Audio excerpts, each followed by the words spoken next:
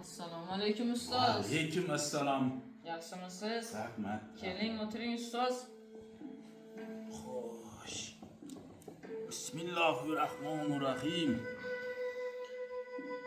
Xo'sh, bo'tam, nima ishlar bilan shug'ullanyapsiz? Men Alisher Navoiy bobomizning g'azallaridan o'qib o'tirgan edim. Ofarin, ofarin. Xo'sh, menga aytingchi, Alisher Navoiy bolaligida qanday inson bo'lgan?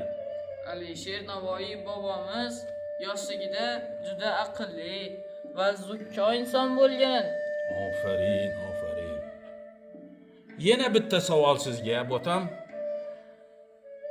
Alisher Navoiy zehnligini nimadan bilsa bo'ladi?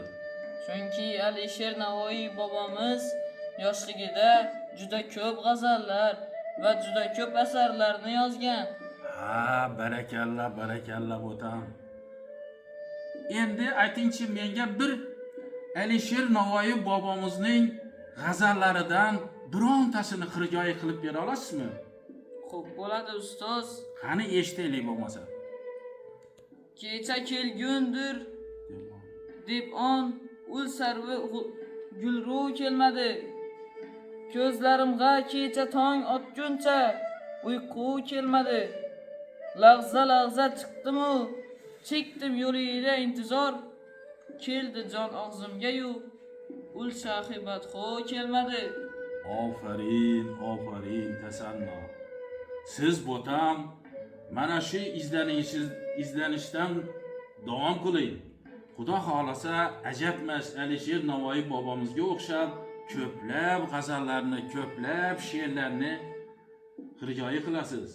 Bo'ladi ustoz, rahmat. Xo'sh ustoz, siz ham menga Alisher Navoiyning g'azallaridan aytib bera olasizmi? Xo'p, bo'ladi, bo'tam. Xo'p, hozir.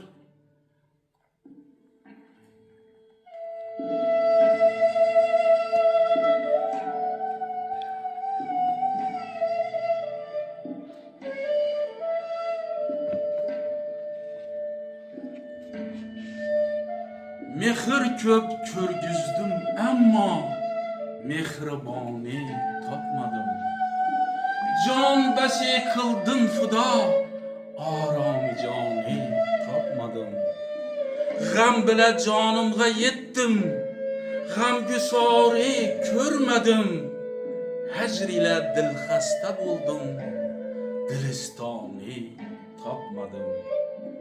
Ul armon ichida bo'lsin ey Navoiy, garchi men bir zamon ishqida mehnatdin amoni topmadim.